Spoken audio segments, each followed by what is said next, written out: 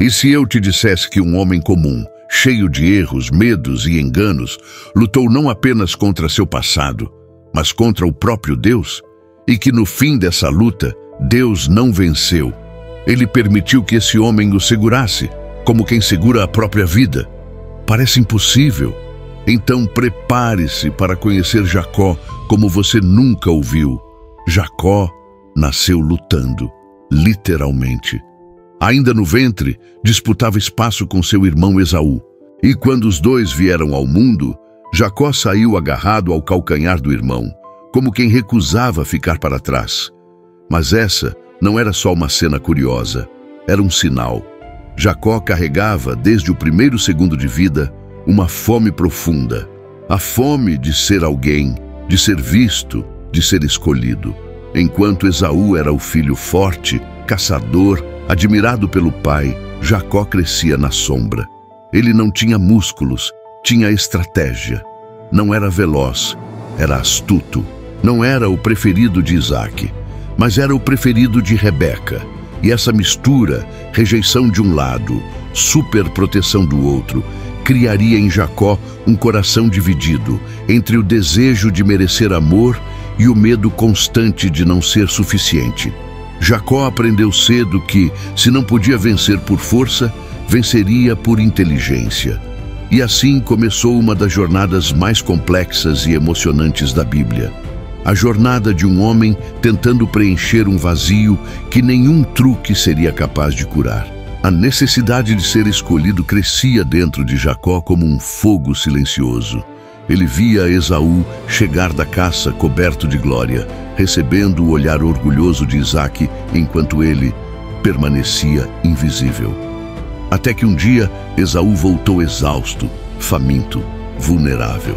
E naquele momento, Jacó fez o que sempre soube fazer: usar a cabeça. Uma simples tigela de lentilhas virou o preço de uma primogenitura. Um acordo frio, aparentemente ingênuo, mas que seria lembrado para sempre. Mas o plano não parou ali. Rebeca, conhecendo o coração dividido do filho e sentindo que o destino corria por suas mãos, arquitetou o golpe final: enganar o próprio marido. Isaque estava velho, cego e prestes a abençoar Esaú. E Jacó, coberto com peles de cabra para parecer mais peludo que o irmão, entrou no quarto que não era dele, falou com a voz que não era sua e recebeu uma bênção que não lhe pertencia. Aquela cena mudou o curso da história. Quando Esaú descobriu, o ódio tomou conta. E Jacó, que sempre quis ser visto, agora era visto apenas como traidor. O preço da astúcia tinha chegado. Ele precisou fugir, não para buscar algo, mas para sobreviver. Sozinho no deserto, carregando culpa, medo e uma bênção roubada, Jacó começava a entender que nada que é conquistado pela força do engano traz paz ao coração. Jacó fugia sem olhar para trás. Cada passo no deserto era um lembrete de tudo o que deixara destruído: a confiança do pai, a relação com o irmão, a própria identidade. Ele carregava a bênção nas mãos, mas nenhuma bênção carregava ele por dentro. Quando a noite caiu, Jacó deitou a cabeça sobre uma pedra, o tipo de travesseiro que só usa quem não tem escolha. Ali, no lugar onde ninguém o defenderia, ninguém o elogiaria e ninguém o enganaria. Deus o encontrou. Jacó sonhou com uma escada que tocava o céu, com anjos subindo e descendo, e no topo, o próprio Senhor. Mas o mais surpreendente não foi a visão, foi a mensagem. Deus não apareceu para condená-lo, expô-lo ou lembrá-lo do que tinha feito. Ele apareceu para fazer uma promessa: estou contigo, não te deixarei. Como? Como um Deus santo escolhe caminhar com alguém tão imperfeito? Como alguém cheio de falhas recebe graça antes mesmo de pedir perdão? Jacó acordou tremendo. Aquele lugar, que parecia vazio, se transformou em Betel, a casa de Deus. E mesmo sem merecer, nasceu ali a primeira certeza que mudaria sua história. Deus não estava preocupado com o que Jacó tinha sido, mas com o que ele ainda seria. Depois do encontro em Betel, Jacó seguiu viagem carregando algo novo: esperança. Mas não era um caminho fácil. Ele caminhava rumo à casa de Labão, o tio que ainda não conhecia direito, e que seria, ironicamente, uma espécie de espelho para ele. Jacó, o mestre dos truques, estava prestes a conhecer alguém tão astuto quanto ele. Mas antes da dor, veio o amor. Ao chegar à região onde seu tio vivia, Jacó viu algo que fez o tempo parar. Uma jovem se aproximava para dar água às ovelhas. O nome dela, Raquel. E foi ali, à beira de um poço, que um fugitivo cansado descobriu algo que nem seus enganos tinham conseguido roubar dele: a capacidade de amar com entrega. Jacó se aproximou, conversou, ajudou, e quando descobriu que ela era sobrinha de Labão, sua parente, chorou de emoção. Não chorou apenas por encontrá-la, mas porque pela primeira vez encontrou um lugar onde sentiu que podia recomeçar. Labão o recebeu com abraços e palavras doces, mas por trás desse sorriso havia algo escondido. Jacó achava que agora viveria um capítulo de paz.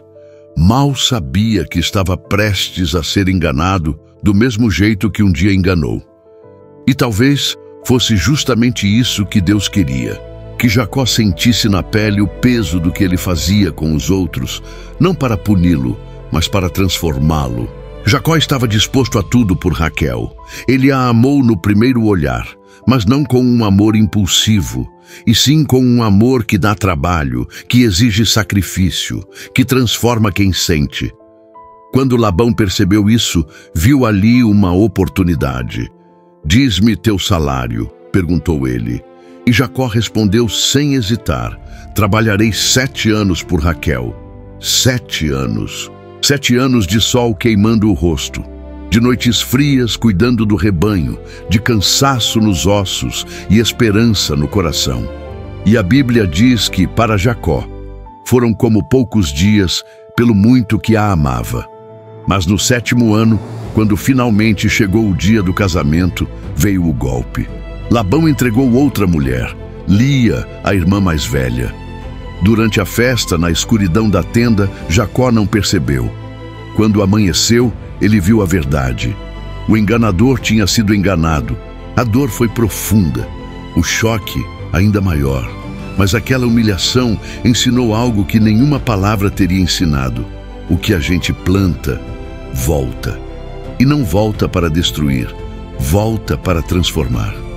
Jacó enfrentou Labão e este, dissimulado, ofereceu nova proposta: trabalhe mais 7 anos por Raquel. E Jacó aceitou, não por ingenuidade, mas porque sua vida estava deixando de ser um jogo de esperteza para se tornar uma jornada de propósito. A vida de Jacó tomou um rumo inesperado.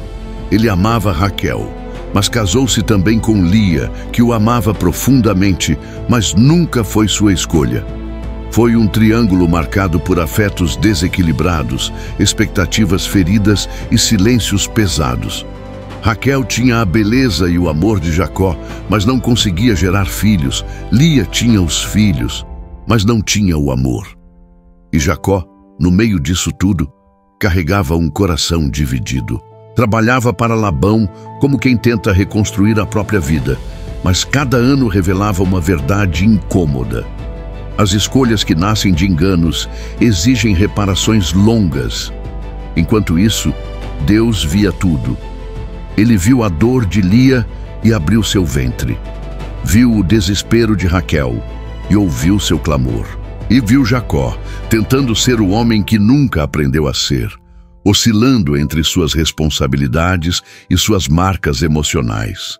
Essa fase da vida de Jacó parece caótica. E foi. Mas era exatamente nesse caos que Deus estava moldando o caráter dele, tirando sua identidade do engano e aproximando-o de quem ele realmente seria. É curioso, enquanto Jacó achava que trabalhava para Labão, na verdade, Deus estava trabalhando Jacó por dentro. Depois de tantos anos servindo a Labão, Jacó começou a perceber algo. Quanto mais ele prosperava, mais Labão tentava controlá-lo. Era como viver preso num ciclo de esforço sem recompensa plena. Jacó trabalhava, multiplicava rebanhos, enriquecia a casa do sogro, mas sempre tinha a sensação de que algo dentro dele continuava incompleto, inacabado, inquieto.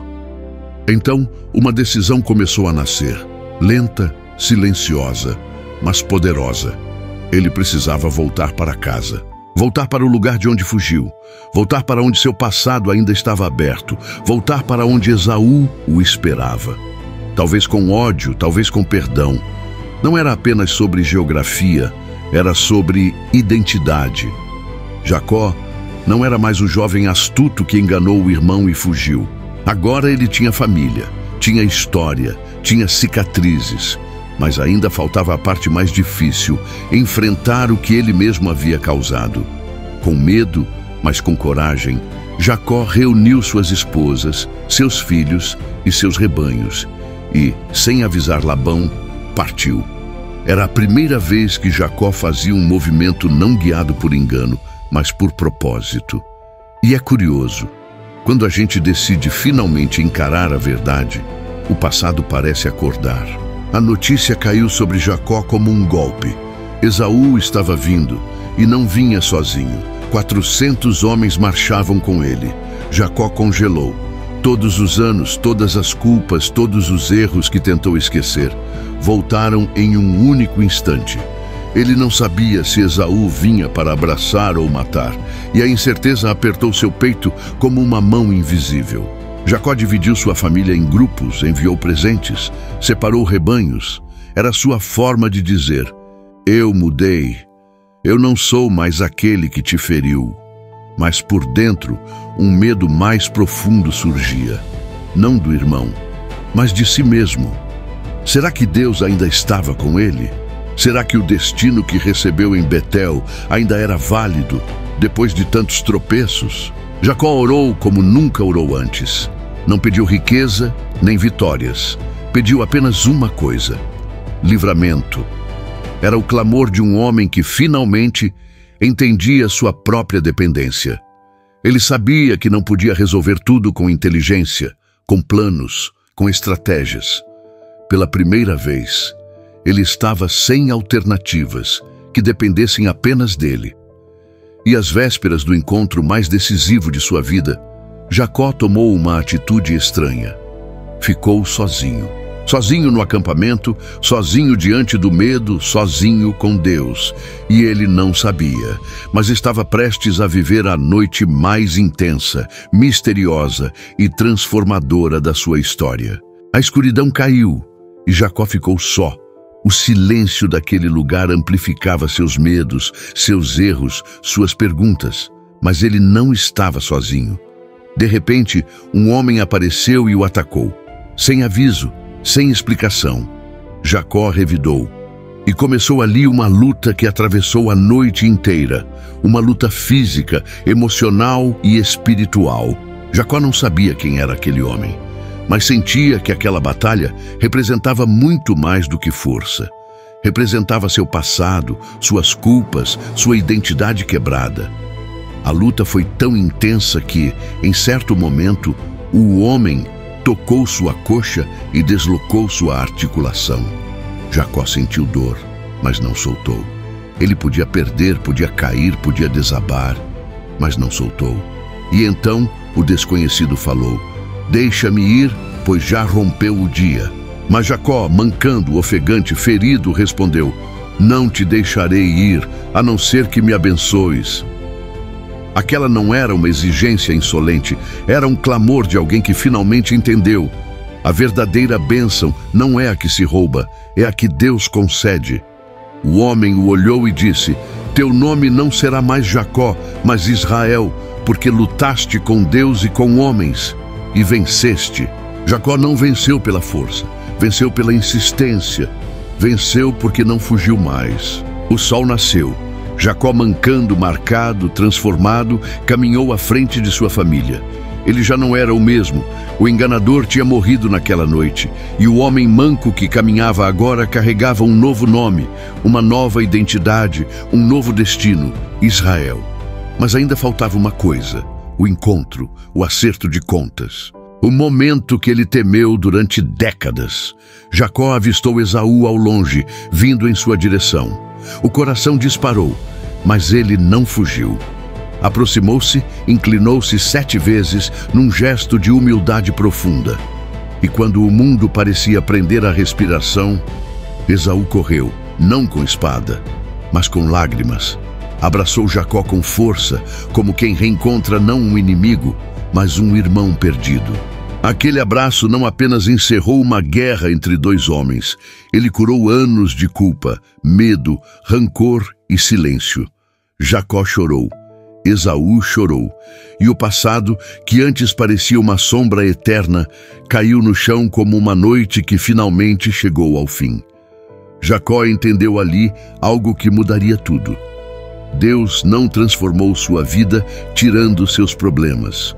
Deus o transformou para enfrentar seus problemas, e por isso ele saiu daquele vale mancando, mas livre, ferido, mas renovado, marcado, mas abençoado. A luta que ele viveu naquela noite não foi para derrotá-lo, mas para revelá-lo.